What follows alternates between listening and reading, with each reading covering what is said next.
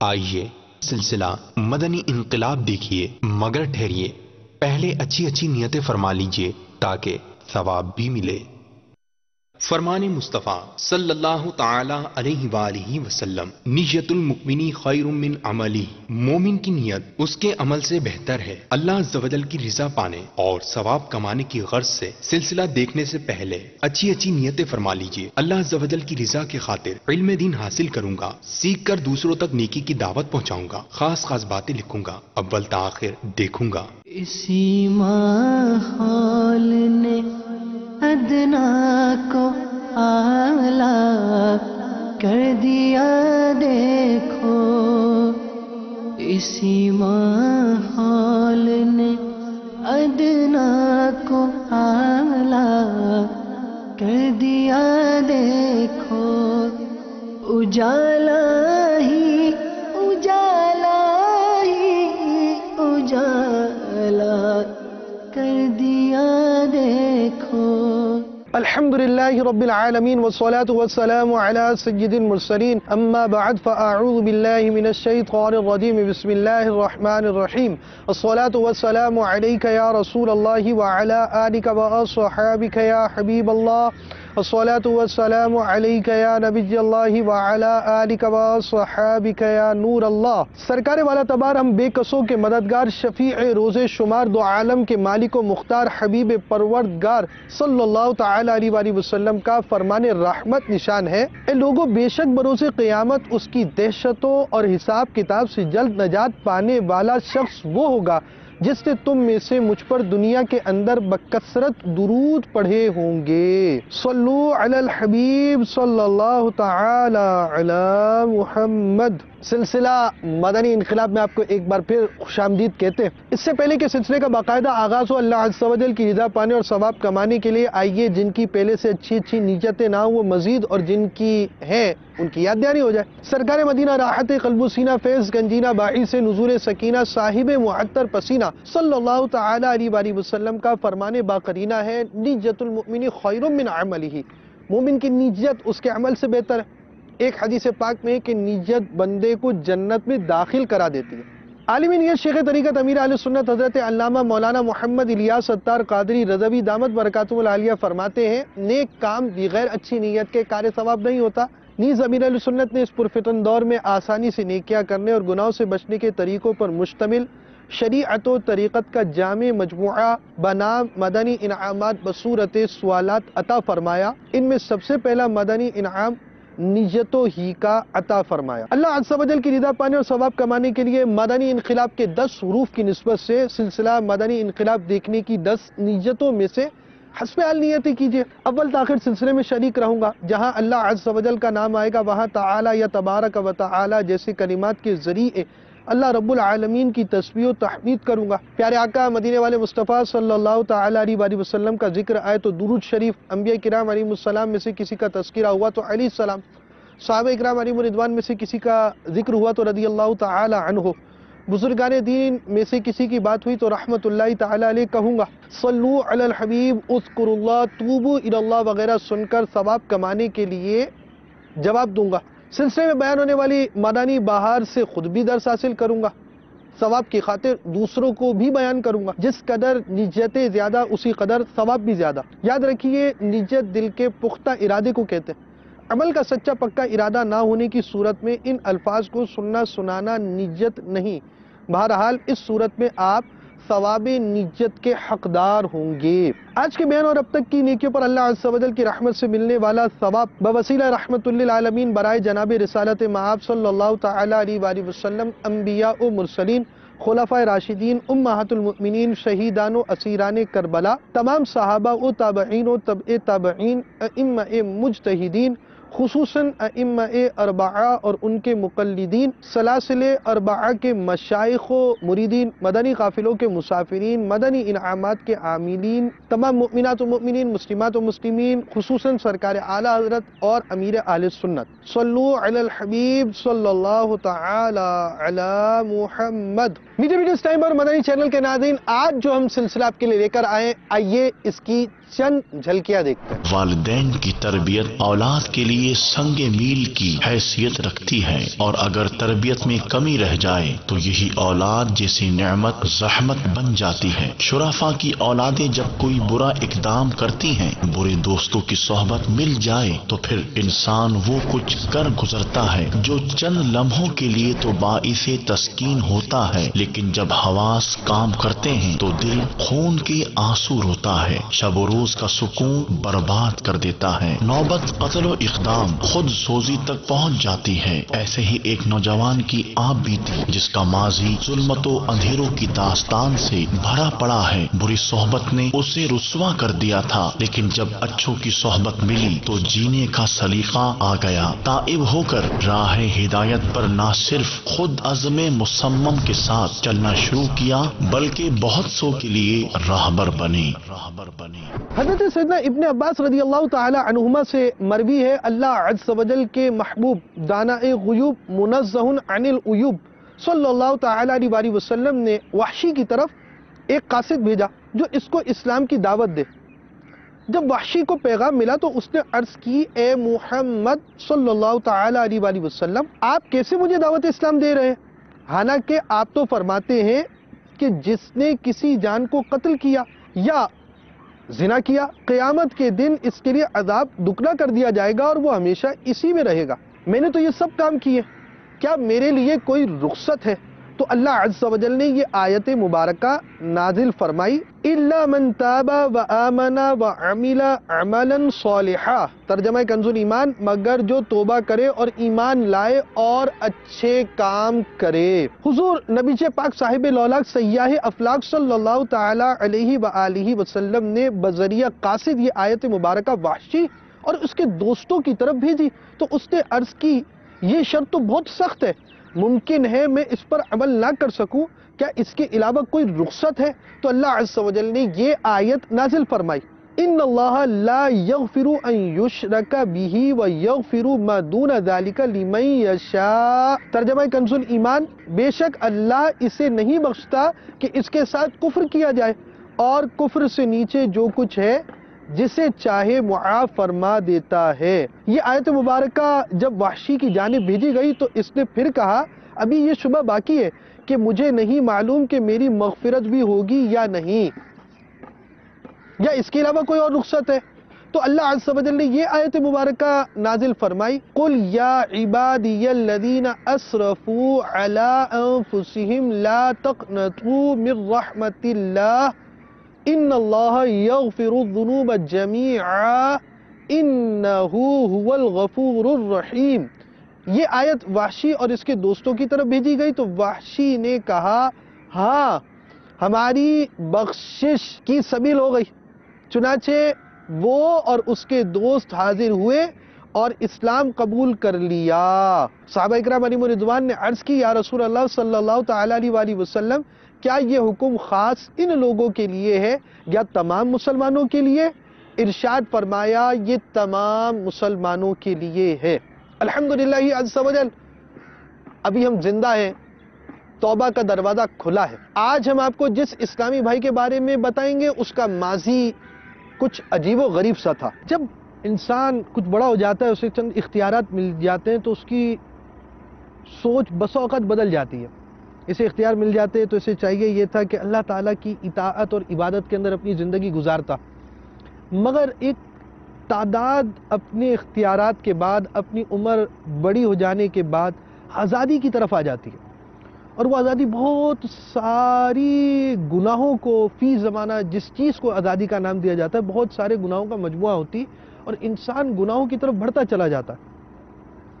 آج ہم جو آپ کے سامنے اسلامی بھائی لے کر آ رہے ہیں، یہ کوئی ایسے خاندان میں پیدا نہیں ہوا جہاں گانے باجے ہوں، جھوٹ ہو، غیبت ہو، چغلیاں ہوں اور فلم و ڈراموں کا ماحول ہو، بلکہ ایسا فرد جو ایک ایسے گھرانے میں پیدا ہوا کہ ان کے والد صاحب امام تھے۔ امام ہونے کے باوجود اب جب اس بچے کو یہ ماحول ملا، یہاں تک کہ اس کو مدرسے میں داخل کیا گیا، اس نے حفظ کیا، حفظ قرآن کے بعد اس ماحول میں، اس پاکیزہ ماحول میں، مسجد والے ماحول میں، مدرسے والے ماحول میں رہنے کے بعد اب جب یہ پڑھائی کی طرف آگے بڑھا، کچھ آزادی ملی، تو اس کی زندگی کا رنگ بالکل عجیب ہو گیا، اور ایسا عجیب ہوا، ایسا عجیب ہوا، ایسی اندھیریوں کے اندر چلا گیا کہ اس اندھیریوں سے بظاہر اگر آپ جب یہ واقعات سنیں گے تو آپ محسوس کریں گے کہ یہ ایسی اندھیریوں کے اندر چلا گیا، اب اس اندھیریوں سے واپس کیسے آئے گا، یہ روشنیوں کی طرف کیسے آئے گا، یہ اپنی زندگی کا مستقبل کیسے سنوارے گا۔ یہ اسلامی بھائی جو اس حلیے کے اندر آج یہ بات بیان کر رہا ہے، اگر اس کا ماضی ایسا تھا تو وہ اس طرح کیوں ہو سکا؟ ان سارے جوابات کے حوالے سے پہلے آپ کو ان کے ماضی کی چند جھلکیاں بیان کرتے ہیں۔ میرا نام محمد احسن رضا عطاری ہے اور میرا تعلق لاہور مرکز الاولیاء سے ہے۔ میرا تعلق ایک ایسے گھرانے سے ہے کہ جو شروع سے ہی مذہبی رجحان تھا جن کا۔ میرے تایا اور میرے ابو دونوں مساجد میں امام و خطیب تھے، تو اس صورتحال میں میرے والد صاحب کا یہ ذہن تھا کہ میں اپنے بچوں کو بھی حافظ قرآن، قاری قرآن اور عالم دین بناؤں، جس میں ایک خواہش تو ان کی پوری ہوئی کہ انہوں نے حفظ قرآن کروایا، ایک مدرسے سے میں نے حفظ قرآن کیا، لیکن اس کے بعد جب سکول لائف شروع ہوئی اور میٹرک کے لیے میں سکول میں گیا، تو اس کے بعد فارغ ہو کے جب انٹر کے لیے کالج میں گئے تو وہاں پر جا کر کوئی اس طرح کی گیدرنگ ملی، اس طرح کے دوست ملے، اور جس طرح کالج کا ایک سنا ہوا تھا کہ وہاں جا کر بندے میں ایک پاور آ جاتی ہے، ایک فورس مل جاتی ہے بندے کو، اور ایک اسی سوچ میں رہتے ہوئے کالج میں جا کر جو کالج کی ایک یونین تھی اس یونین کو جوائن کیا، تنظیم کے دوستوں کے ساتھ جا کے بیٹھنا، پھر اسی تنظیم کے دوستوں کے ساتھ جا کر باہر اڈے پہ جا کر جو مزدور لوگ گاڑیاں چلاتے ہیں کرائے پہ، ویگنوں والے، بسوں والے، ان کو ناجائز طور پہ بلا کسی وجہ سے روکنا، روک کر انہیں جھاڑنا، اس کے ساتھ ان کو مارنا، گاڑیوں سے ان کو اتار لینا، ویسے ہی کبھی ان کے پیسے چھین لینا، ان کی گاڑی کا کوئی شیشہ توڑ دینا، یا اور کوئی نقصان کر کے گالیاں دے کے ان کو اس طرح ان کو ظلم و ستم کر کے ان کو بھیج دینا، اسی طرح کے معاملات۔ اور پھر کبھی کسی لڑکے کے ساتھ اس کا کوئی معاملہ ہوا، کیونکہ وہ یونین کا بندہ تھا، تو اس کا اگر کسی کے ساتھ مسئلہ ہے، اس میں یہ حق پہ ہے یا وہ اس کا مخالف حق پہ ہے، لیکن بس یہ دیکھنا ہے ہم نے کہ یہ یونین کا بندہ ہے، تو اس سے دوسرے بندے کا لڑائی ہوا، پھڈا ہوا ہے، اس کو جا کے ہم نے مارنا ہے۔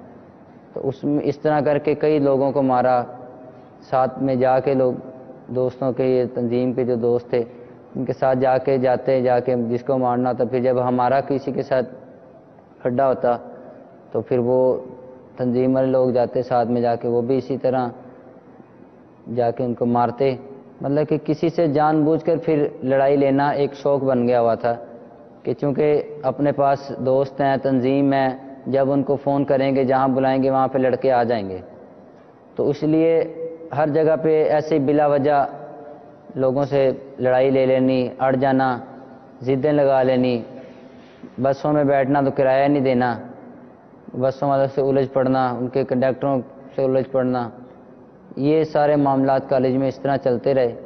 میرا نام عثمان شبیر ہے اور حافظ حسن کو میں 8 سے جانتا ہوں۔ میری سے دوستی میٹرک میں بھی 9ویں کلاس میں، تو اس ٹائم یہ ایک قابل اسٹوڈنٹ سے لڑکا تھا ایک، لیکن جو اس کی کچھ ایکٹیویٹیز وغیرہ تھیں وہ ایسی تھیں کہ یہ شرارتی بھی تھا اور دوستوں میں شوگر میلہ بھی کرتا تھا اور شرارتیں بھی کرتا تھا۔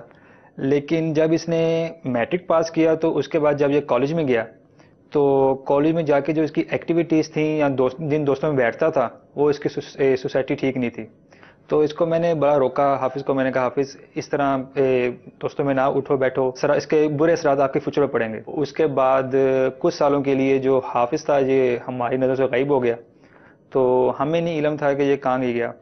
تو لیکن جو اس کی ایکٹیویٹیز تھیں ٹھیک نہیں تھی. اس نے دوسرے لڑکوں کے ساتھ مل کے دوسرے لوگوں کو مارنا، گاڑیاں توڑنا، اس طرح کی بہت سی اس نے ایکٹیویٹیز میں حصہ لیا. اس دوران داڑھی شریف آ رہی تھی، لیکن چونکہ کالج کی ایک گیدرنگ ایسی تھی، ایک ماحول ایسا تھا کہ دوسروں کو دیکھا دیکھی، اور ویسے بھی جس طرح جوانی کا ایک آغاز تھا تو لڑکیوں کے معاملات، اس میں پھر داڑھی شریف کی بالکل ذہن بنتا ہی نہیں تھا. جب گھر آتا تھا تو داڑھی کو کتروا کے یا شیو کروا کے تو والد صاحب والدہ دیکھتے تھے اور انتہائی غم و غصے کا اظہار کرتے تھے. کئی مرتبہ والد صاحب نے اسی بات پر مارا بھی کہ آپ نے داڑھی کیوں کٹوائی.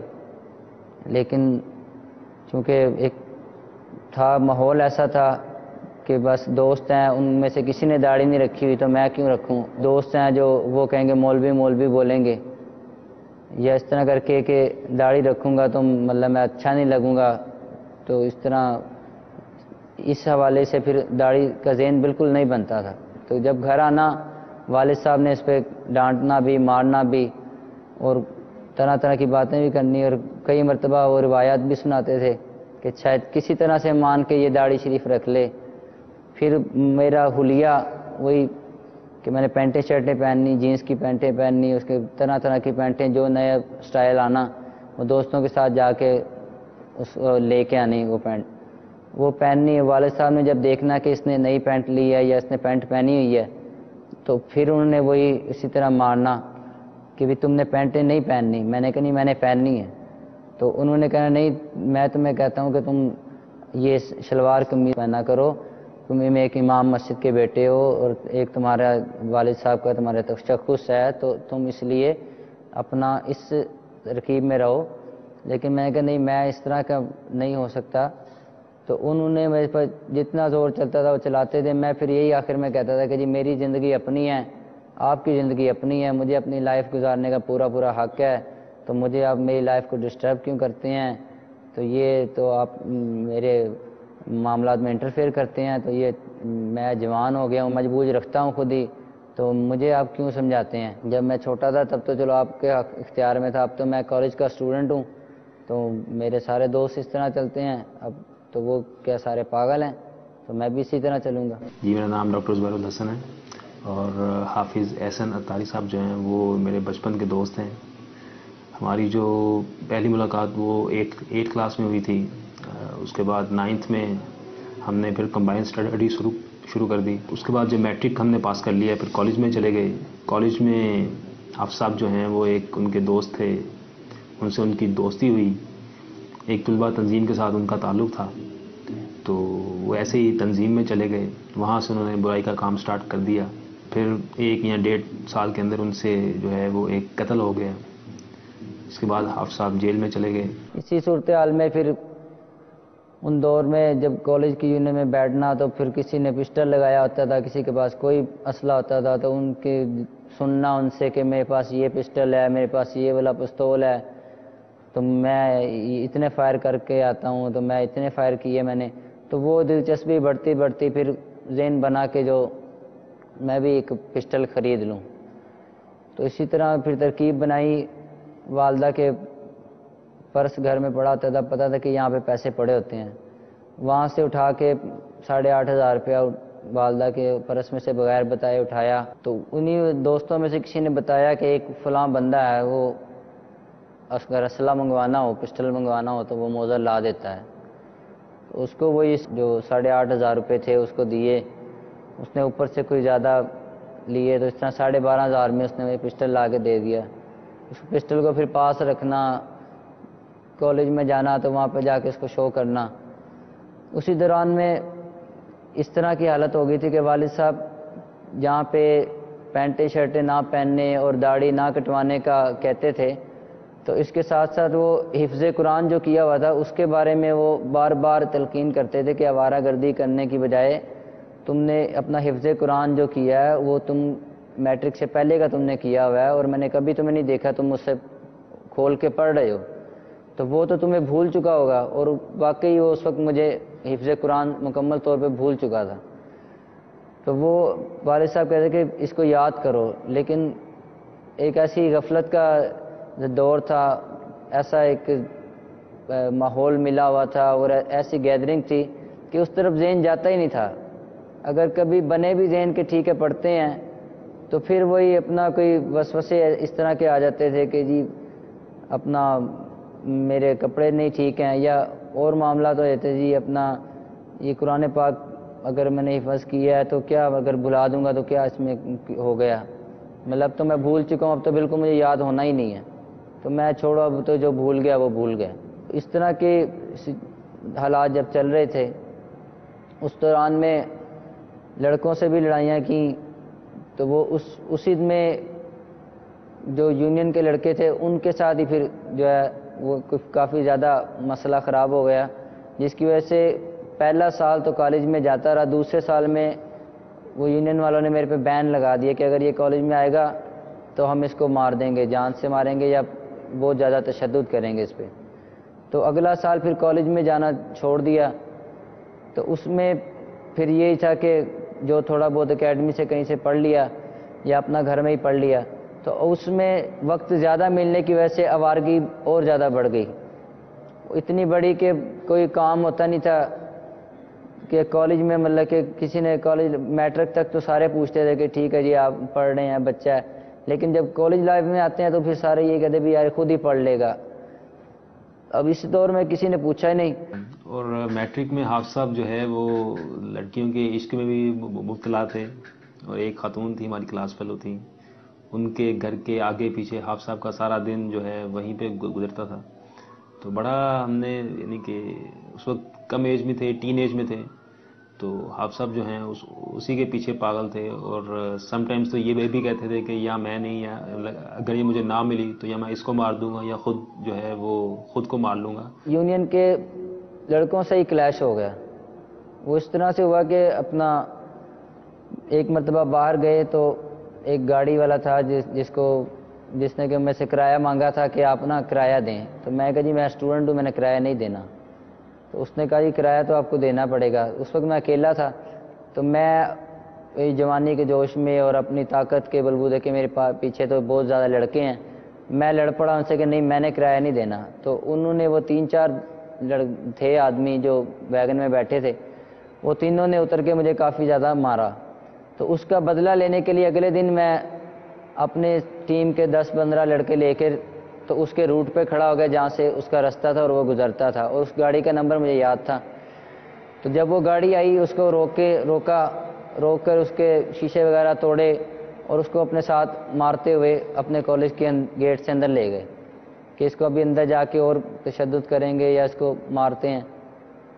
تو یہ سارا کام میں نے کیا. تو جو تنظیم میں ایک اصول بنا ہوا تھا کہ جو تم سے بڑے والے کارکن ہیں ان سے پوچھ کے ہر کام کرنا ہے یا ان کو بتا کے کوئی کام کرنا ہے. تو اس میں یہ تھا کہ نہ ان کو بتایا تھا نہ ان کو کہا تھا، کیونکہ وہ ان کو بڑے دنوں سے میں کہہ رہا تھا کہ یہ میرا معاملہ ہے تو اس کو یہ حل کروا دیں، لیکن وہ اس میں کوئی توجہ نہیں کر رہے تھے. تو میں نے اسی طرح سوچا کہ ابھی بھی ان کو کہا تو انہوں نے کچھ بھی نہیں کرنا.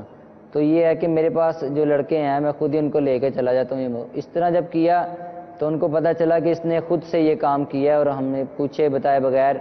تو اس پہ انہوں نے مجھے کہا کہ تمہارے کافی پر نکل آئے ہیں اور تم اکیلے کام کرنے لگ گئے ہو. تو اس پہ پھر انہوں نے 4-5 لڑکوں کی ڈیوٹی لگائی کہ اس کو پکڑ کے نا آپ ماریں. تو اس وقت وہ بھی دوست ہی کہلاتے تھے، کہتے تھے ہم آپ کے دوست ہیں، لیکن وہ بڑے والے کارکن تھے. ان میں سے 2-4 نے مجھے بلایا کہ آپ نا فلاں جگہ پہ آ جائیں، تو ایک نا پھڈا کرنے جانا کہیں پہ. تو میں کافی اسی کے لیے تیار ہوتا تھا کہ کہیں پہ بس کو آگ لگانی ہے یا کہیں پہ لوگوں کو مارنا ہے یا کہیں پہ لڑائی جھگڑا کرنا ہے یا کہیں پہ ٹائر جلانے ہیں، کہیں روڈ بلاک کرنا ہے، تو مجھے سب سے پہلے یاد کیا کرو. تو وہ انہوں نے مجھے کہا، میں بھاگتا ہوا کیک مار کے موٹر سائیکل کی کالج میں پہنچ گیا.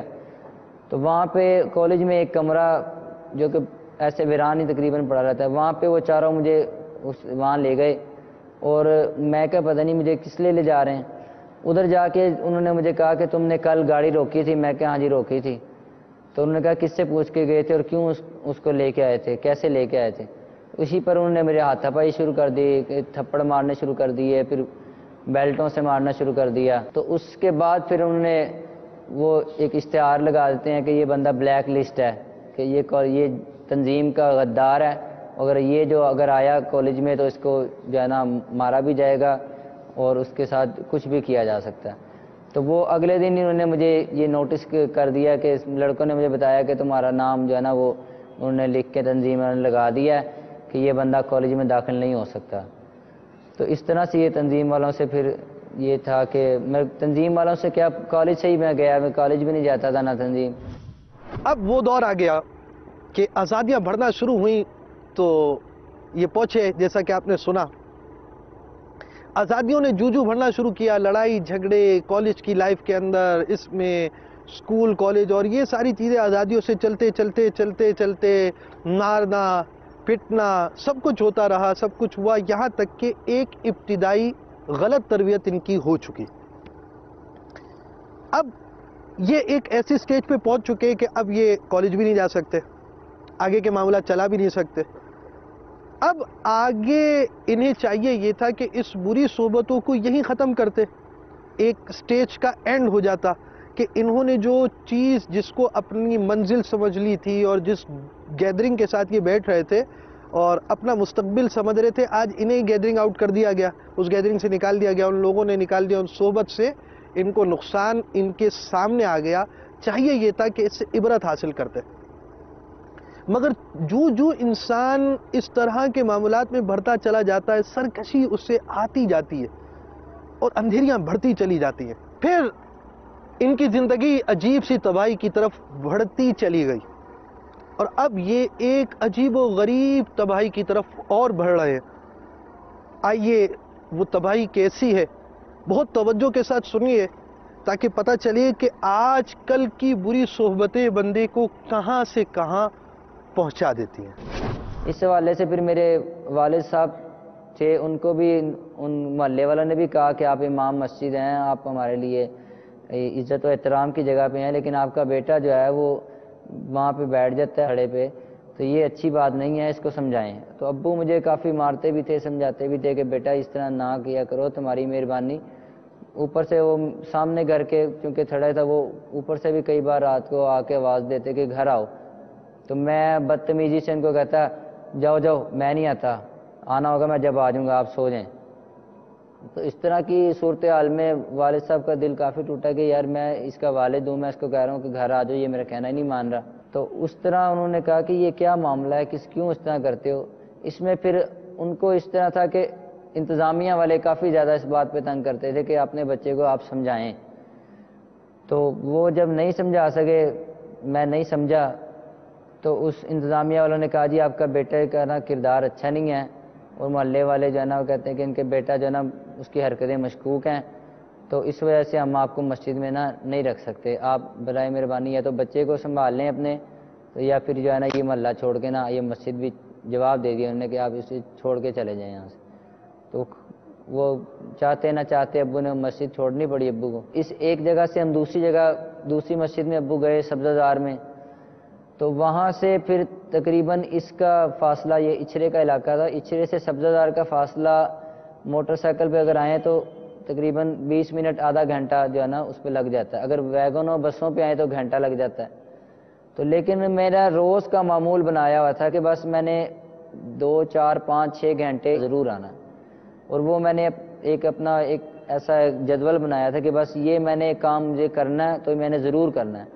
اس میں ڈیلی پھر اس طرح ہوتا تھا کہ میں سبزہ زار سے سفر کر کے کرایہ لگا کے یا موٹر سائیکل ابو کی نکال کے، تو میں روز ادھر اچھرے میں آتا تھا، تو وہاں پہ آ کے پھر اسی طرح میں نے 5 6 گھنٹے اس تھڑے پہ بیٹھنا۔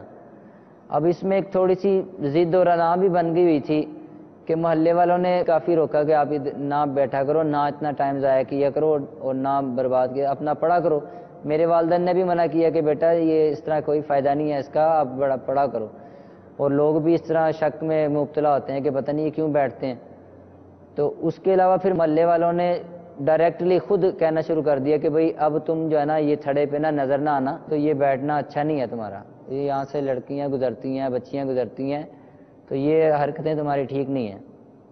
لیکن جب لوگوں نے بھی مخالفت کر دی اور پھر گھر والوں نے بھی روکا، اس کے گھر والوں نے بھی روکا، تو ذہن یہ بنا کہ دوسری سینس میں لیا، غلط نیگیٹو سینس میں لے کے تو یہی سمجھتے رہے کہ نہیں، اور یہ زمانہ، یہ معاشرہ، یہ سارا ہمارے دشمن ہے، یہ ہمارے ماں باپ، یہ سارے دنیا والے ایک طرف ہیں اور ہم ایک طرف ہیں. اس طرح کا جو ہے نا منفی ذہن بنا، اور اس میں پھر لڑائیاں شروع ہوئیں آہستہ آہستہ کہ وہ علاقے کے محلے کے لوگوں نے پہلے زبانی کلامی کہا کہ بھی آپ نے یہاں پہ نہیں بیٹھنا، آپ کو ہم کہہ رہے ہیں.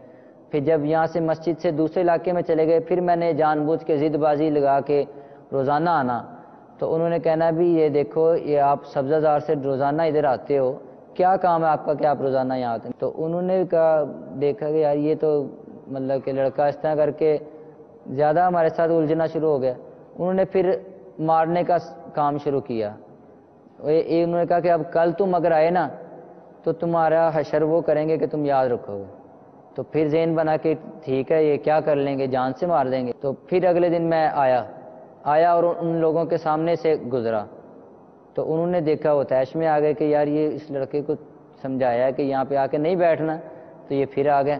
تو اس دن جب میں آیا تو اس میں مجھے پتا تھا کہ آج انہوں نے مارنا ہے. تو اس سے پہلے یہی تھا کہ جی انہوں نے مارنا سے پہلے میں ان کو جو ماروں. انہوں نے میرے سے کوئی بات کی نہ کی، بس انہوں نے دیکھا تو میں نے دیکھتے ہی نا ان کو مکے مارنے شروع کر دیے. وہ ایک لڑکے کو مکے مارے تو باقی سارے لوگ جو ہے نا وہ اکٹھے ہو گئے، انہوں نے مجھے مارنا شروع کر دیا. بہت مارتے رہے، کافی دیر مارتے رہے، تقریباً 20-25 منٹ، آدھا گھنٹہ. محلے کے تمام لوگ تھے، انہوں نے مجھے مارا. بعد میں یہی ہوا کہ وہاں پہ تھانے والے آئے، انہوں نے پولیس کو فون کیا کسی نے، تو پولیس پہنچ گئی. انہوں نے تھانے میں لے گئے بھی ہاں بھی کیا مسئلہ تمہارا. ایک مسئلہ کہ اس طرح کا منفی ذہن اور اس طرح کا اس کی مجازی کی صورت بنی ہوئی تھی کہ اس کو سب کچھ سمجھتے تھے کہ نہیں بس یہی حق ہے.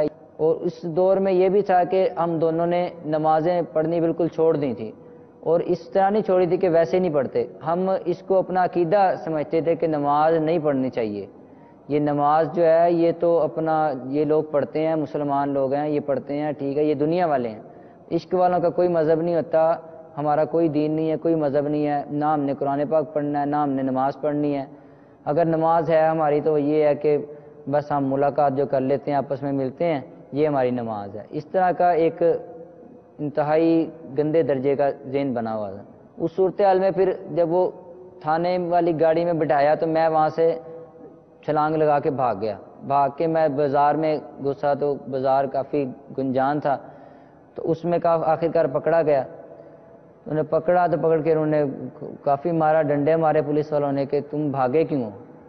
تو میں کہ جی میں نے نہیں جانا. پھر تھانے پہنچ گئے. تھانے پہنچے تو وہاں پہ انہوں نے کہا بھی کون تھا جو وہاں سے بھاگ گیا تھا گاڑی میں سے نکل کے. تو پورے علاقے میں خبر پھیل گئی ہے کہ ایک ملزم جو ہے وہ پولیس کے ہاتھوں چھڑا کے تو بھاگ گیا.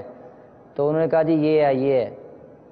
تو مجھے وہ ایک پولیس والا آیا، اس نے کہا بھی ہاں کیا مسئلہ ہے. تو میرا ایک جنون اور ایسی کیفیت تھی کہ میں ہر ایک سے ڈرتا نہیں تھا، لڑ پڑتا تھا. تو میں اس سے الجھ پڑا. میں کہ کیا تم نے کیا کرنا ہے میرا؟ کہتے تم ہو؟ میں کہ ہاں میں ہوں، کر لو جو میرا تم نے کرنا ہے. تو اس کو غصہ چڑھ گیا. اس نے کہا کہ میں نے تم سے کیا بات کی ہے؟ میں کہ نہیں، تم مجھے کیا کہہ سکتے ہو، مارو مجھے. تو انہوں نے کہا اچھا تمہیں کوئی نہیں مارتا؟ میں کہ ہاں مجھے کوئی نہیں مارتا، مجھے مارو. میں کہتا ہوں مجھے مارو، میرے ناخن کھینچو، میرے بال کھینچو، میرے پر تشدد کرو. تو میں چاہتا ہوں کہ مجھے تم طرح طرح کے مجھے موم بتیوں سے جلاؤ، مجھے اذیت دو مجھے. تو اس نے کہا کہ ٹھیک ہے. اس نے حوالات کا دروازہ کھولا، وہ اندر آ گیا. اس نے کافی زیادہ مجھے اپنے ہاتھوں سے، وہ کافی موٹا تازہ تھا، اس نے مجھے اٹھا کے مارا، حوالات کی دیوار کے ساتھ مارا. پھر اس کے بعد مکے مارے. تقریباً 20-25 منٹ وہ مجھے مارتا رہا. تو وہ بار والا جو کھڑا تھا سنتری، اس نے کہا کہ سر جان دو، یہ جو ہے نا پنجابی میں اس نے کہا کہ مر جائے گا تو انہوں چھاڑ دو. اس نے کہا، میں کھڑا ہو گیا، میں کہا نہیں مجھے کچھ بھی نہیں ہوا، اور مارو مجھے اور مارو. تو اس نے کہا دیکھو یہ تو کہہ رہا ہے بھی مجھے اور مارو. تو پھر اس نے کہا جاؤ ڈنڈا لے کے آؤ. تو اس نے کہا سر رہن دو، ڈنڈا ایسے اس طرح یہ اس کی جان تھوڑی سی ہے تو اس نے مر جانا ہے. اس نے کہا نہیں ڈنڈا لے کے آؤ تم. تو وہ کافی لمبا ڈنڈا لے کے آ گیا. تو اس نے پھر وہ ڈنڈے مارنے شروع کیے. وہ مجھے کہتا کہ کھڑے ہو جاؤ. میں کھڑا ہو گیا. اس نے میرے ٹخنے پہ نا گٹے پہ مارا ڈنڈا. تو میں تھوڑا سا اچھلا. اس نے کہا کہ کیا ہوا، اب درد ہوئی ہے؟ میں کہ نہیں درد نہیں ہوئی، تم مارو. پھر میں کھڑا رہا اور اس نے مجھے اتنی مطلب کہ ایسا کوئی پختہ ذہن تھا، ایسا گندگی اور شیطانیت میں جو ہے نا ذہن پکا ہو چکا تھا کہ وہ مجھے مار رہا ہے. اس نے مجھے 10-12 ڈنڈے مارے ہیں تو مجھے کچھ نہیں ہو رہا. میں اس کو کہہ رہا ہوں ٹھیک ہے مارو اور مارو. تو اس طرح کی سن جسم جس طرح ہو جاتا ہے. تو پھر وہ 4-5 ملازمین تھے پولیس کے، وہ آگے ماننے لگے بھی تم بڑے بدماش ہو، یہ ہے وہ. میں کہ ہاں میں بدماش ہوں. اس وقت پھر والد صاحب بیچارے چند دوستوں کے ساتھ لے کے تو آئے اور منت اللہ کیا پولیس والوں کا کہ اس کو میرے بچے کو چھوڑ دو، یہ بس ایسے ہی پاگل ہوئے پڑے ہیں دونوں، ان کی ہمیں سمجھ نہیں آ رہی یہ کیا کرنا چاہتے ہیں. لیکن یہ ہم انہیں منع کرتے ہیں، یہ روزانہ وہاں سے اتنی دور سے ادھر آ جاتا ہے. تو اس طرح پھر ہمیں راضی نامہ اس شرط پہ پولیس والوں نے چھوڑا کہ میرے سے بیان حلفی لکھوایا کہ میں آئندہ کے بعد اس علاقے میں اگر نظر آیا تو مجھے جو مرضی سزا دیں تو میں اس کا حقدار ہوں گا. تو یہ ان کو لکھ کر دے کر تو جان چھڑوا کے میں جب گیا تو میں نے اس وقت ہی ذہن بنا لیا کہ میں نے آنا تو ہے، میں نے ادھر چاہے جو مرضی کر لیں، ابھی مجھے ایک بار یہاں سے جانے دیں، ملنا میں نہیں چھوڑ سکتا. تو اس کے بعد ہم نے خفیہ طور پہ جب محلے سے باہر آ کے تو کسی اور علاقے میں ہم نے ملنا شروع کیا. وہاں پہ آ کے پھر ہم بیٹھتے تھے اور کافی دیر کی میٹنگ کرتے تھے کہ اب آگے کیا کرنا ہے، ہم نے کہ ان کو کیسے ہرانا ہے، یہ ہمیں ہرا رہے ہیں، ہم نے ان کو ہرانا ہے، تو یہ کبھی نہیں جیت سکتے، جیت ہماری ہوگی. تو اس میں پھر اس طرح کر کے اپنا ہم نے پلان بنایا کہ جو ہے نا اب اس طرح کرتے ہیں کہ اب انہوں نے ہمیں رہنے نہیں دینا. تو اس میں ذہن بنا کہ جو ہے نا اس دنیا میں نہیں یہ جننے دیتے، ہم اکٹھے جی نہیں سکتے نا، تو اکٹھے مر جاتے ہیں. تو لیکن یہ بنا کہ مریں گے تو پھر جو ہمیں روکنے والا جو لوگ ہیں ان کے جو ہیڈ ہے، جو سب سے آگے سرکردہ ان کا ہے، اس کو بھی ساتھ میں ماریں گے. ہم نے پلاننگ کی کہ اب جو ہے نا مارنا بھی ہے اور مرنا بھی ہے. تو اس میں پھر اس نے مجھے کہا کہ تمہارے پاس پسٹل ہے، تو وہ میں نے پسٹل کا ارینج کیا. تو اس کے بعد پھر ایک دن بنایا ہم نے کہ فلاں جگہ پہ جہاں پہ وہ بندہ کھڑا ہوتا ہے، وہ کھڑا ہو کے وہ محلے میں جہاں پہ کھڑا ہوتا تھا، دکان لگاتا تھا، چپس کی دکان تھی اس کی، کہ وہ وہاں پہ کھڑا ہوتا ہے. اس نے کہا کہ میں اس کے قریب دیوار کے ساتھ چھپ کے تو ہم دونوں وہاں پہ جائیں گے. تو تم ایسے کرنا کہ پہلے مجھے فائر مارنا، پھر اس کے بعد فوراً جا کے تو اس کو فائر مار دینا. تو جب وہ مر جائے گا پھر تم نا اپنے آپ کو مار لینا فائر. تو اس طرح کر کے جو ہے نا وہ بھی مر جائے گا اور ہم بھی مر جائیں گے. تو کیونکہ اس میں سوچا تھا کہ پہلے اس کو اگر مارتے ہیں تو یہ ہے کہ پھر اگر دوسری گولی نہیں چلتی تو پھر دونوں جیل میں جائیں گے. اس کو میں جیل میں نہیں لے کے جاؤں گا، میں اپنے اوپر مشکلیں برداشت کر لوں گا، لیکن میں نا اس کو نہیں بھیجوں گا. تو اس طرح کی صورتحال میں ہم نے آخر کا یہی پلان کیا کہ پہلے اس نے کہا مجھے مارنا، تو پھر اس کو مارنا اور پھر تم اپنے آپ کو مار لینا. تو عجیب سا مطلب کہ ایک ذہن بچپنا سا بنا کہ نہیں اس طرح مارنا ہے. تو اس میں چلے. تو وہ دن جو ڈیسائیڈ تھا اس ٹائم پہ میں پہنچا، جا کے ہم اس پر ایک مارکیٹ تھی جو قریب تھی، وہاں پہ جا کے جب کھڑے ہوئے اس نے مجھے اشارہ کیا کہ یہ دل جو ہے میرا یہاں پہ دھڑک رہا ہے، تو اس جگہ پہ رکھ کے تم جو ہے مجھے فائر مارو. گولی لوڈ کی ہوئی تھی تو اس کو میں نے اس کے سینے پہ یہاں پہ رکھا اور ٹریگر دبایا. تو اس کے بعد میں نے نہیں دیکھا، بس یہی تھا کہ اس کو مار کے فوراً میں دوسری طرف جاؤں اور دوسرے بندے کو ماروں. تو یہاں سے میں فوراً بھاگ کے تو وہ دوسرے بندے کی طرف گیا جو کہ ہمیں منع کرتے تھے بیٹھنے سے. تو اس کے اوپر میں نے فائر کیے. تو اس کے اوپر میں 3 مرتبہ فائر کیے، لیکن شاید کہ ایک اس کے قریب سے چھو کے گزرا، دوسرے اس کے بعد پھر پسٹل چلی نہیں. تو انہوں نے دیکھا کہ اس کا فائر مس ہو گیا ہے، تو انہوں نے پہلے تو دور ہٹ گئے کہ ایک بندہ فائر کر رہا ہے. تو اس کے بعد جب انہوں نے دیکھا کہ اس کی پسٹل نہیں چلی تو انہوں نے میرے پیچھے دوڑ لگا دی. جب انہوں نے میرے پیچھے بھاگے، میں آگے بازار میں بھاگ گیا. تو بازار میں وہ میرے پیچھے بھاگ رہے ہیں، میں آگے بھاگ رہا ہوں. تو آخر کار رش تھا، میرا پاؤں پھسلا، میں نیچے گر گیا. تو اسی دوران جب دوڑ لگاتے ہوئے میں نے دوبارہ اس کو ٹریگر کو دبایا اور اس کا چیمبر چڑھا کے میں نے پھر اپنی طرف میں نے کہا وہ تو مرا نہیں، چلو میرا دوست مر گیا تو میں نے یہاں پہ زندہ رہ کے کیا کرنا ہے، تو میں خود مر جاتا ہوں. اس وقت پھر میں نے اپنے سینے پہ رکھی اور میں نے اس کو ٹریگر دبایا، لیکن وہ نہیں چلی. پھر آگے جب میں گرا اس وقت پھر میں نے چیمبر مارا، ٹریگر دبایا اور سب کی طرف میں نے کیا کہ میں مار دوں گا. تو وہ میں نے دبایا لیکن فائر نہیں ہوا، حالانکہ اس میں گولیاں 6 پوری میں نے ڈالی ہوئی تھی۔ پھر میں نے کہا ان کو تو لگ نہیں، پھر میں نے پھر اپنی طرف مطلب کہ جتنی کوشش کرتا رہا، میں نے کہا کہ میں نے مرنا ہے، میں نے مر جانا ہے، میں نہ مرا تو یہ ہے کہ اپنا یہ میرا دوست مر گیا تو میں کیا کروں گا یہاں پہ۔ پھر جب نہیں گولی نہیں چلی تو میں وہاں پہ جب گرا تو میں کہا ٹھیک ہے، اب مجھے یہ لوگ جو ہیں انہوں نے دیکھا کہ ایک قتل، اب یہ دیکھیں گے کہ ایک قتل بھی ہو گیا اور اس نے فلاں بندے پہ بھی فائر کیے ہیں، تو اب یہ مجھے مار دیں گے جان سے۔ تو وہ مجمع اکٹھا ہوا، اس نے کافی زیادہ مجھے مارتے کافی گھنٹہ گزر گیا نا، وہ مجھے مارتے رہے۔ تو میں کہ چلو زیادہ سارے بندے مار رہے ہیں، مارتے مارتے مر جاؤں گا، لیکن نہ بے ہوش ہوا نہ کچھ مجھے ہوا، میں اتنا کو ڈیٹ ہو چکا تھا کہ مجھے کچھ نہیں، مجھے تقریباً 50 سے 70 بندے تھے مارنے والے اور میں مار کھا رہا تھا اکیلا، لیکن مجھے اس میں کچھ بھی نہیں ہوا۔ تو یہ اس طرح کر کے پھر وہاں سے جو پولیس آ گئی کہ قتل بھی ایک اس نے، اس کے بعد یہ دوسرے بندے کو مارنے آیا تھا تو وہ نہیں مرا، تو وہ اس کا فائر ہی نہیں چلا، پھر اس نے اپنے آپ پہ بھی چلائی ہے۔ تو اس وقت پھر پولیس آئی اور وہ آ کے مجھے جب تھانے لے جانے لگے تو لوگوں نے کہا جی اس کو جو ہے نا مین بازار کے اندر سے تھانے لے کے جاؤ۔ اس دوران پھر لوگ مجھے مارتے ہوئے، پولیس تو پیچھے ہٹ گئی، لوگ ہی مجھے مارتے مارتے مارتے، گاڑی پولیس کی دور کھڑی تھی وہاں تک لے جا کے مجھے گاڑی کے اندر پھینک دیا۔ وہاں سے پھر میں تھانے گیا تو انہوں نے کہا کہ اس کو کیوں مارا ہے؟ میں کہا میں نے اس کو مارنا تھا اور میں نے بھی مر جانا تھا، تو میری چلی نہیں میری مرتبہ پسٹل۔ تو انہوں نے کہا کہ یہ تم نے مذاق میں انہوں نے ایک پولیس والے نے کہا کہ اگر تم نے مرنا ہے یہ لو یہ پسٹل میں تمہیں دیتا ہوں چیک کرنے کے لیے۔ اس نے کہا کہ دیکھتا ہوں کہ اس کا ذہن پختہ ہے یا ویسے یہ کہہ رہا ہے، تو اس نے کہا کہ یہ میں تمہیں دیتا ہوں، تم اپنے آپ کو مار لو۔ تو میں نے کہا میں نے پسٹل پکڑنے لگ گیا، تو اس نے دیکھا یہ تو واقعی پسٹل پکڑ رہا، اس نے مجھے پھر تھپڑ مارا، پیچھے پھینک دیا۔ اس نے کہا تم تو مرنے کی کوشش کر رہے ہو، ہمارے اوپر پڑنا ہے تم نے۔ تو اس دوران پھر حوالات میں جب میں تھانے میں بند تھا تو میں اسی طرح پریشان کہ میرا دوست مر گیا تو میں کیا کروں گا۔ میں نے پھر وہ تھانے کی دیواروں سے ٹکریں مارنی شروع کر دیں، زور سے پیچھے سے بھاگ کے آتا اور دیوار میں کونا بنا ہوا تھا اس میں ٹکر مار دی کہ میرا سر لگے گا میں مر جاؤں گا، لیکن وہ سر لگا، میں اس کے بعد نیچے گر کے بے ہوش ہو گیا۔ وہ تھانے والوں نے میرا ہاسپٹل لے کے میں دوبارہ مجھے ہوش آ گیا، پھر میں آ گیا۔ انہوں نے کہا کہ یہ جو ہے نا اپنے آپ کو مارنے کی کوشش کر رہا ہے تو اس کا نا پورا خیال رکھنا ہے۔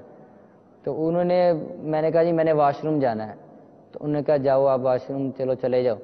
تو وہ اس میں گیا تو اس کا لوہے کا دروازہ تھا، اس میں نے دیکھا کہ اس کی پتریاں زنگ لگا ہوا تھا، وہ کٹنے والی تھی، بلیڈ وغیرہ اس وقت تھا نہیں میرے پاس۔ تو ایک طریقہ میں نے سوچا، میں کہ اگر میں اپنی کوئی شریان کاٹ دوں گا یا اپنی کوئی یہاں سے نس کاٹ دوں گا تو اس میں خون بہتا رہے گا، جب زیادہ خون بہے گا تو میری موت واقع ہو جائے گی۔ اس میں پھر میں نے وہاں سے وہ دروازے کو توڑ کے پترا لیا، تو یہ یہاں سے اپنی شریان کاٹی، پھر ادھر سے کاٹی، تو پھر یہ 3 جگہ سے میں نے کاٹ دی اپنی شریان۔ تو وہ اس وقت سنتری جو میرا دھیان رکھتا تھا اس نے ایک دم دیکھا کہ میری بازو کے یہاں پہ خون بہہ رہا تھا نیچے، تو اس کی نظر پڑی، فوراً اس نے شور ڈال دیا، اس نے کہا کہ یہ اس بندے نے تو اپنی وہ رگیں کاٹ لی ہیں۔ تو وہ پھر سارے آگے، انہوں نے آئے، مجھے گاڑی میں ڈالا، فوراً ہاسپٹل میں لے گئے۔ تو انہوں نے ہاسپٹل نے جلدی سے اس کو پٹیاں لگا دیں اور پھر مطلب کہ میری موت واقع نہیں، پھر میں بچ گیا۔ پھر میں نے ذہن بنایا چلو اب یہ ہے کہ یہاں تو بچ گیا ہوں، میں اب جیل میں جا رہا ہوں، تو جیل میں جا کے نا میں وہاں پہ کسی پنکھے کے ساتھ لٹک جاؤں گا یا کہیں سے چھلانگ لگا دوں گا یا کوئی اور کام کر کے میں مر جاؤں گا۔ تو جب جیل میں پہنچے تو وہاں پہ جاتے ہی میں ایسی مجنوں والی اور جو اپنا عجیب سی عاشق اپنے زوم میں کہ میں بہت بڑا عاشق ہوں اور بہت بڑا دیوانہ ہوں، تو بال بکھیرے ہوئے اور منہ 4 دن منہ نہیں دھونا، اور جو مارا تھا لوگوں نے اس کے نشان اس طرح کر کے سارے یہاں پہ پڑے ہوئے، منہ سوجا ہوا، آنکھیں سوجی ہوئی، تو اس صورتحال میں کپڑے پھٹے ہوئے، تو وہ میں نے اسی طرح 4-5 دن اسی طرح میں گزار دیتا تھا۔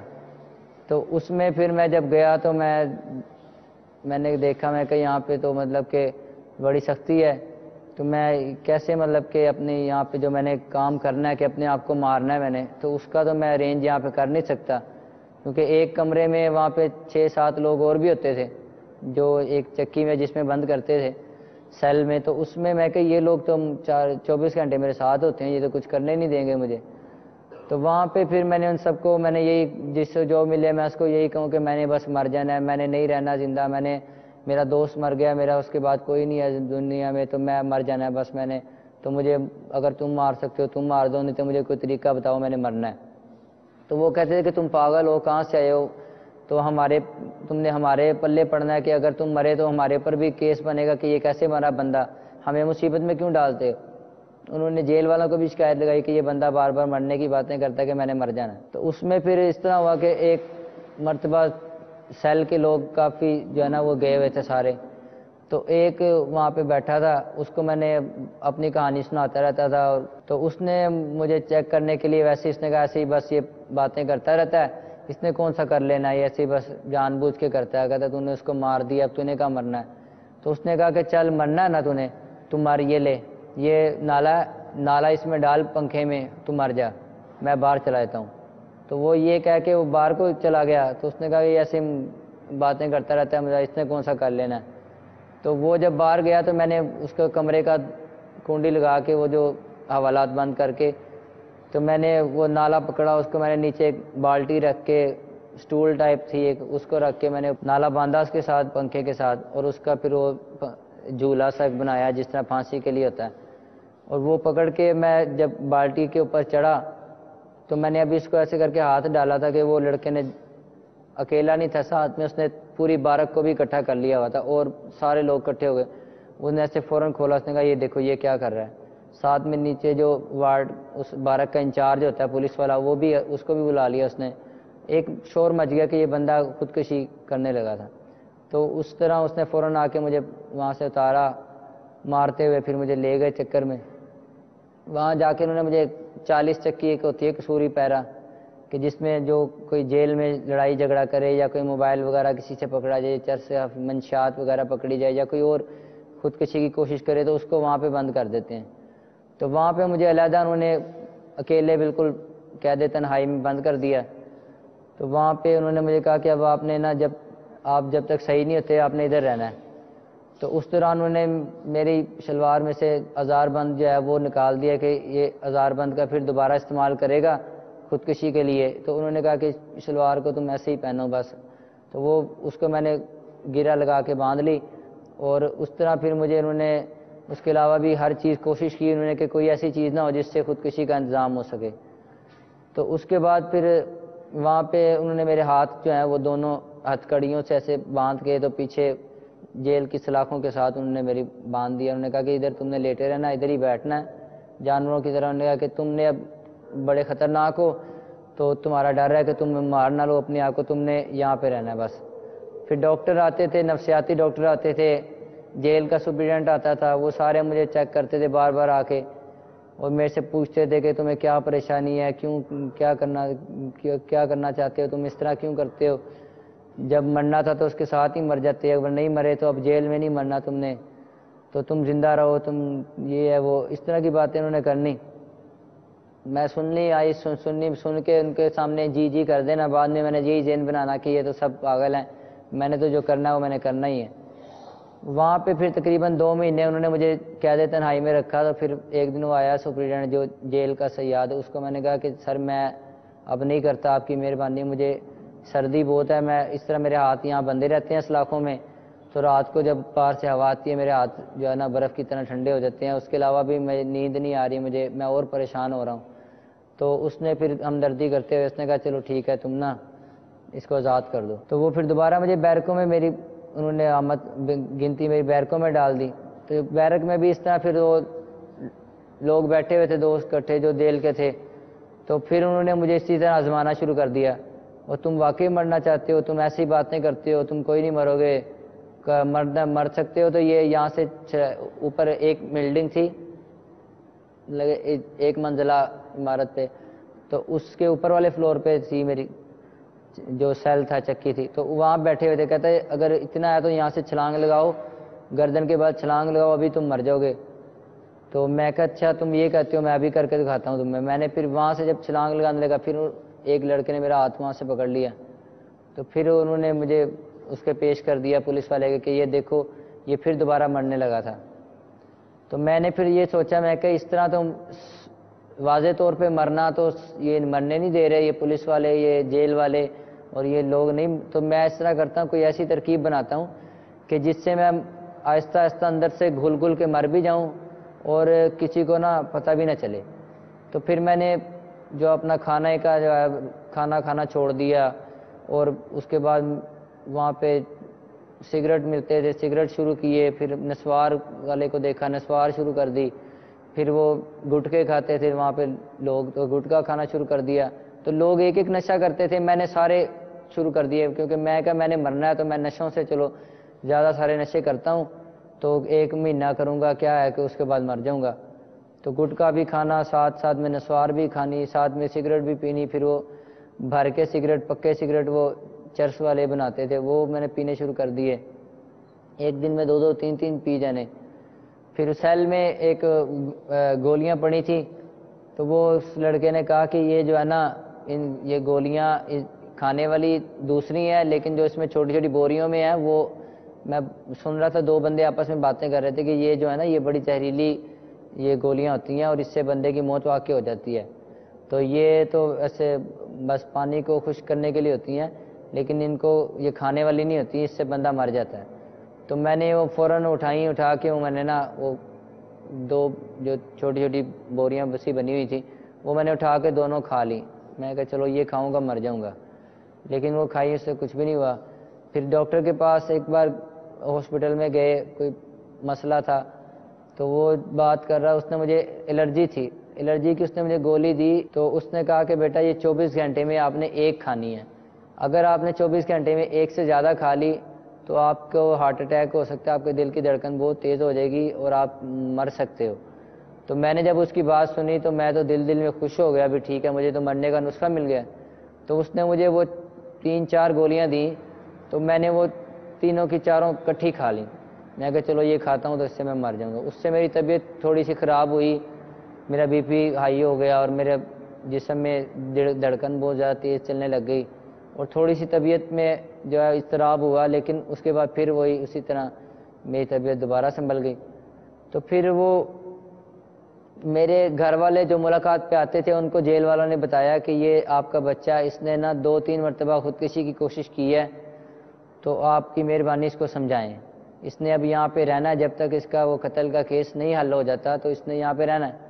تو وہ میری والدہ آئی، انہوں نے رو کے میرے آگے ہاتھ جوڑے، میرے ابو آئے اور انہوں نے کہا کہ بیٹا دیکھو، پہلے تم نے ہم جیسے غریب اور شریف آدمی کو جس نے آج تک کبھی تھانے کا منہ دیکھا ہی نہیں، خاندان میں بھی کبھی کوئی جیل میں نہیں گیا، تو تم نے ہمیں جیلیں بھی دکھا دیں، تم نے ہمیں یہ بوڑھی عمر میں ہمیں یہ تھانوں کے بھی چکر لگوا دیے اور ہمیں طرح طرح رلایا، ہماری بے عزتی بھی کی تم نے، ہمارا کہنا بھی نہیں مانا، اور اب یہاں پہ آگے پھر تم اپنی جان کے دشمن بنے ہوئے ہو. تو یہ اب تم اپنی حالت پہ رحم کرو، اب تم نہ بس کر دو، جو ہو گیا سو ہو گیا، اب اپنی زندگی کو تبدیل کرو، چینج کرو. تو انہوں نے پھر پتہ نہیں کس طرح ترکیب بنائی، انہوں نے کہا کہ تمہارے چھوٹے بھائی نے خواب دیکھا ہے، اس نے کہا کہ اس کو میرا پیغام دینا، مجھے بڑی یہاں پہ سختی میں ہوں میں، تو اس کو کہو کہ تم یہ والی موت نہ مرنا، تم جو ہے جو طبعی موت تمہیں آئے گی اسی پہ مرنا. تو یہ پتہ نہیں سچا تھا کہ نہیں سچا، بہرحال یہ خواب بتایا امی نے کہ بھائی نے تمہارے نے خواب دیکھا ہے. تو انہوں نے ساتھ میں یہ بھی کہا کہ وہ ہمیں یہ لگتا ہے کہ تم ہماری بات نہیں مانو گے، لیکن یہ سچی بات ہے کہ اس طرح خواب آیا. اور یہ تو اس پہ پھر میرا تھوڑا سا دل اطمینان ہوا، میں کہ چلو ٹھیک ہے، اب جب مرنا ہوگا تو پھر اب میں 3 4 مرتبہ 5 مرتبہ کوشش کر چکا ہوں مرنے کی، اب نہیں مرا تو اب اس میں میرا حق سب نے، ذہن بنانے والوں نے بنایا کہ اب تم اپنی جان کو چھوڑو، اب تم نے جب اللہ نے تمہیں بچایا ہوا تم کیسے مر سکتے ہو. تو اس طرح پھر میں کہا چلو ٹھیک ہے. اب پھر میں نے اپنے غم کو نکالنے کا ایک طریقہ سوچا. پہلے میں جب چھوٹا ہوتا تھا تو میرے والد صاحب مجھے نعتیں سکھاتے تھے، انہوں نے بچپن سے ہی مطلب خود بھی امام مسجد سے نعت پڑھنی سکھائی، مجھے بھی، میرے دوسرے بہن بھائیوں کو بھی. تو میں نعت جب چھوٹا ہوتا تھا نعت پڑھتا تھا. جب میٹرک میں ہوا، انٹر میں گیا تو میں نے نعت پڑھنی بھی چھوڑ دی، کیونکہ اس وقت پینٹ شرٹ پہنی ہوتی تھی، داڑھی کٹوائی ہوتی تھی، اور ہر وقت حالت گندی ہوتی تھی، اس لیے نعت میں کہتا تھا نعت نہیں میں نے پڑھنی. تو اس وقت پھر میری آواز تو تھی، تو میں نے کہا چلو میں غم اپنا نکالنا ہے. تو مجھے گانے یاد تھے، میں نے پھر گانے جو ہے وہ گنگنانے شروع کر دیے. جب ایک دو مرتبہ میں نے گانا گایا تو میرے وہ جو جیل کے ساتھی تھے انہوں نے سنا، تو وہ بھی چونکہ دنیا دار سے لوگ تھے، انہوں نے سنا، انہوں نے کہا کہ یار تم تو بڑا اچھا گاتے ہو. تو انہوں نے مجھے نا فرمائش کرنی کہ یہ والا گانا سناؤ، یہ والا گانا سناؤ. تو میں نے ان کو پھر اس طرح سگریٹ کا وہ چرس کا سگریٹ بنا کے دیتے تھے، وہ لگا کے تو فل جب نشے میں ہو جانا اس وقت میں نے وہ نشے میں ان کو گانے اس طرح کر کے سنانے. تو وہ چلتے چلتے انہوں نے مجھے پھر جگہ جگہ وہ بکنگ کے لیے جو جیل کے اندر ہی وہ فلاں جگہ سے آگے فلاں سے کہ بھئی آپ ادھر آؤ ہمارے کمرے میں جو ہمارا سیل ہے اس میں آ کے نا ہمیں گانے سناؤ. تو ادھر جانا، انہوں نے پھر کوئی چیزیں کھلا دینی. پھر وہ اسی طرح جب پیشی کے لیے گاڑی میں بیٹھ کے جانا تو گاڑی کے اندر گانے گاتے جانا اور سب نے بیٹھ کے آرام سے سننا اور بعد میں کہنا واہ جی واہ کیا بات ہے، کہ کیا آواز ہے یا کیا درد ہے. تو اسی طرح پھر میں بخشی خانے میں جا کے جہاں پہ پیشی کے لیے ملزم اکٹھے ہوئے ہوتے ہیں وہاں بیٹھنا، وہاں پہ بھی مجمع لگا لینا، سب نے میرے گرد کے چلو بھی یہ حافظ آ گیا اس سے گانے سنتے ہیں، تو چلو بھی حافظ گانا یہ والا گانا سناؤ، یہ گانا سناؤ. تو وہاں پھر اسی طرح دکھی ہو کے تو اپنا ایکٹنگ کر کے تو روتے ہوئے ان کو میں گانے سنانے. تو انہوں نے اس پہ داد دینی کہ واہ جی واہ کیا بات ہے. وہ میں کافی میری مشہوری ہوگی جیل میں نا. دعوت اسلامی کے اشاعتی ادارے مکتبۃ المدینہ کی مطبوعہ 616 صفحات تک کی کتاب نیکی کی دعوت، جو کہ فیضان سنت جلد دوم کا ایک باب ہے. یہ وہ کتاب ہے جس کا درس دیا جاتا ہے مسجدوں میں، مدرسوں میں، جامعات میں، سکولز میں، یونیورسٹیز میں. اس کے صفحہ نمبر 41 میں. میٹھے میٹھے اسلامی بھائیوں، آج کل اسلامی معلومات کی کمی کا دور ہے. جہالت ڈیڑا ڈال کر پڑی ہے. بعض عاشقان ناشاد اپنی گندی عشق بازیوں پر پردہ ڈالنے کے لیے یہاں تک کہتے سنائی دیتے کہ حضرت سیدنا یوسف علی نبینا علیہ الصلوۃ والسلام نے بھی زلیخا سے عشق کیا تھا، معاذ اللہ عز وجل. ایسا ہرگز نہیں.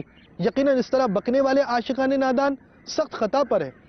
اپنے نفس کی شرارتوں کے معاملے میں شیطان کی باتوں میں آ کر بے سوچے سمجھے کسی بھی نبی علیہ السلام کے بارے میں زبان کھولنا ایمان کے لیے انتہائی خطرناک ہوتا ہے. یاد رکھیے، نبی علیہ الصلوۃ والسلام کی ادنا گستاخی بھی کفر ہے. حضرت سیدنا یوسف علی نبینا علیہ الصلوۃ والسلام اللہ عز وجل کے نبی اور ہر نبی معصوم، نبی سے ہرگز کوئی مذموم حرکت صادر نہیں ہو سکتی. چنانچہ دعوت اسلامی کے اشاعتی ادارے مکتبۃ المدینہ کے مطبوعہ ترجمہ والے پاکیزہ قرآن کنز الایمان مع خزائن العرفان صفحہ 445 پر پارہ 12 سورہ یوسف کی آیت نمبر 12 میں اللہ تبارک و تعالی ارشاد فرماتا ہے وَلَقَدْ هَمَّتْ بِهِ وَهَمَّ بِهَا لَوْلَا أَن رَأَىٰ بُرْهَانَ رَبِّهِ. ترجمہ کنز الایمان، اور بے شک عورت نے اس کا ارادہ کیا، اور وہ بھی عورت کا ارادہ کرتا اگر اپنے رب کی دلیل نہ دیکھ لیتا. صدر الافاضل حضرت علامہ مولانا سید محمد نعیم الدین مراد آبادی علیہ رحمت اللہ الہادی فرماتے ہیں اللہ تعالیٰ نے انبیاء کرام علیہم الصلاۃ والتسلیمات کے نفوس طاہرہ کو اخلاق ذمیمہ و افعال رذیلہ یعنی مذموم اخلاق اور ذلیل کاموں سے پاک پیدا کیا، اور اخلاق شریفہ طاہرہ مقدسہ پر ان کی خلقت یعنی پیدائش، ان کی پیدائش اچھے اخلاق پر کی گئی. اس لیے وہ ہر ناکردنی یعنی ہر برے فعل سے باز رہتے ہیں.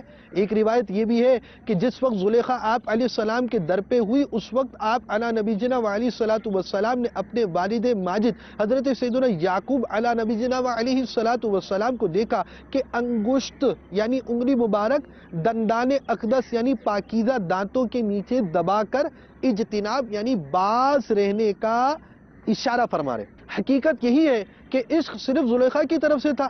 حضرت سیدنا یوسف علی نبینا علیہ الصلوۃ والسلام کا دامن اس سے قطعاً یقیناً پاک تھا. پارہ 12 سورہ یوسف آیت نمبر 30 میں شرفاء مصر کی بعض عورتوں کا قول اس طرح نقل کیا گیا وَقَالَ نِسْوَةٌ فِي الْمَدِينَةِ امْرَأَةُ الْعَزِيزِ تُرَاوِدُ فَتَاهَا عَنْ نَفْسِهِ قَدْ شَغَفَهَا حُبًّا اِنَّا لَنَرَاهَا فِي ضَلَالٍ مُبِينٍ۔ ترجمہ کنز الایمان، اور شہر میں کچھ عورتیں بولی کہ عزیز کی بیوی اپنے نوجوان کا دل لباتی ہے، بے شک ان کی محبت اس کے دل میں پیر گئی، ہم تو اسے سری خود رفتہ پاتے ہیں۔ حجت الاسلام حضرت سیدنا امام ابو حامد محمد بن محمد غزالی علیہ رحمت اللہ الوالی فرماتے ہیں زلیخا کو رغبت تھی، مگر حضرت سیدنا یوسف علیہ نبی جنا علیہ الصلوۃ والسلام طاقت اور قدرت رکھنے کے باوجود اس یعنی زلیخا کی طرف سے باز رہے۔ اللہ عز و جل نے قرآن کریم میں آپ علیہ نبی جنا علیہ الصلوۃ والسلام کے باز رہنے کے عمل کو خوب سراہا۔ اس سے اظہر من الشمس و ابین من الامس، یعنی سورج سے زیادہ روشن اور روز گزشتہ سے زیادہ قابل یقین ہو گیا کہ آج کل کے جو عاشقان نادان اپنے گناہوں بڑے سڑے ہوئے بدبودار عشق کو درست ثابت کرنے کے لیے معاذ اللہ عز و جل حضرت سیدنا یوسف علیہ نبی جنا علیہ الصلوۃ والسلام اور زلیخا کے واقعے کو آڑ بناتے ہیں۔ یہ حکم قرآنی کے سراسر خلاف اور کئی صورتوں میں سیدھا کفر تک لے جانے والا ہے۔ سورہ یوسف میں صرف زلیخا کی طرف سے عشق کا تذکرہ ہے، مگر کہیں بھی کوئی اشارہ تک نہیں ملتا کہ معاذ اللہ عز و جل حضرت سیدنا یوسف علیہ نبی جنا علیہ الصلوۃ والسلام اس کے عشق میں شریک تھے۔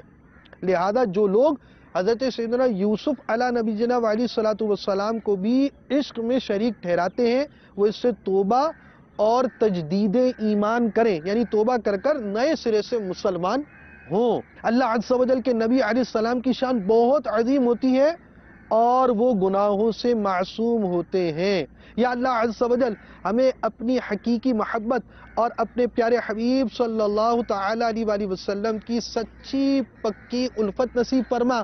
یا اللہ عز و جل دنیا کی چاہت ہمارے دل سے نکال دے۔ یا اللہ عز و جل جو مسلمان گناہوں بھرے عشق مجازی کے جال میں پھنسے ہیں انہیں رہائی دے کر اپنے مدنی محبوب صلی اللہ تعالی علیہ وآلہ وسلم کی زلفوں کا اسیر بنا لے، یعنی قیدی بنا لے۔ آمین بجاہ النبی الامین صلی اللہ تعالی علیہ وآلہ وسلم۔ محبت غیر کی دل سے نکالو یا رسول اللہ، مجھے اپنا ہی دیوانہ بنا لو یا رسول اللہ۔ عشق مجازی کی متعلق دلچسپ معلومات کے لیے دعوت اسلامی کے اشاعتی ادارے مکتبۃ المدینہ کی مطبوعہ کتاب شیخ طریقت امیر اہل سنت کی مایہ ناز تصنیف پردے کے بارے میں سوال جواب صفحہ 318 تا 356 کا مطالعہ فرمائیں۔ آپ کے قریب مکتبۃ المدینہ ہو تو اس سے حاصل کریں، مکتبۃ المدینہ قریب نہ ہو مت گھبرائیے، دعوت اسلامی کی ویب سائٹ پر آئیے، وہاں سے اس کا مطالعہ آپ کر سکتے ہیں۔ میٹھے میٹھے اسلام اور مدنی چینل کے ناظرین، ہمارے اس اسلامی بھائی نے اپنے اس عشق سے توبہ بھی کی اور اس وقت آپ کے سامنے ایک حلیے کے ساتھ ہے، اور ان میں اتنی بڑی تبدیلی کیسے آ گئی؟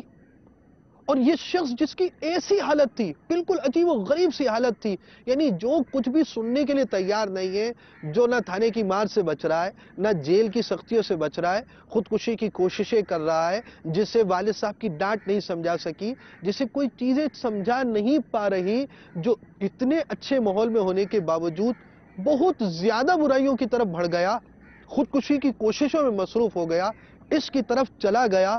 اس نے عشق سے بھی توبہ کی، اپنے ان نظریات سے بھی توبہ کی، ان ساری چیزوں سے توبہ کر لی۔ اتنی بڑی تبدیلی کیسے آ گئی؟ یہ جاننے کے لیے اگلے سلسلے مدنی انقلاب کا آپ انتظار کیجئے، کیونکہ یہ ایک طویل سلسلہ ہے، ہم 2 حصوں میں اسے بیان کریں گے۔ آئندہ سلسلے میں بتائیں گے کہ وہ اسلامی بھائی کس انداز سے تبدیلی کی طرف آیا۔ مدنی چینل دیکھتے رہیے، غیبت کے خلاف جنگ جاری رہے گی، نہ غیبت کریں گے نہ غیبت سنیں گے، مسجد بھرو تحریک جاری رہے گی، اور فیضان مدنی مذاکرہ جاری رہے گا انشاءاللہ عز و جل۔ www.amirahlusunnat.net کے ساتھ بھی وابستہ رہیے۔ امیر اہل سنت کے مدنی پھولوں، مدنی مذاکروں، امیر اہل سنت کی کتب و رسائل، امیر اہل سنت کے حوالے سے معلومات، آپ کے بچپن شریف کے احوال کو آپ جاننا چاہتے ہیں، ان کے سلسلے دیکھنا چاہتے ہیں، آپ اس ویب سائٹ پر آئیں، انشاءاللہ عز و جل محروم نہ ہوں گے۔ اور اس ویب سائٹ کو دیکھنا تو روز اپنا معمول بنا لیجئے۔ مدنی چینل دیکھتے رہیے، صلو علی الحبیب صلی اللہ تعالی علی محمد. اسی ماحول نے ادنا کو اعلیٰ کر دیا دیکھو، اسی ماحول نے ادنا کو اعلیٰ کر دیا دیکھو، اجالا ہی اجالا ہی اجالا کر دیا دیکھو.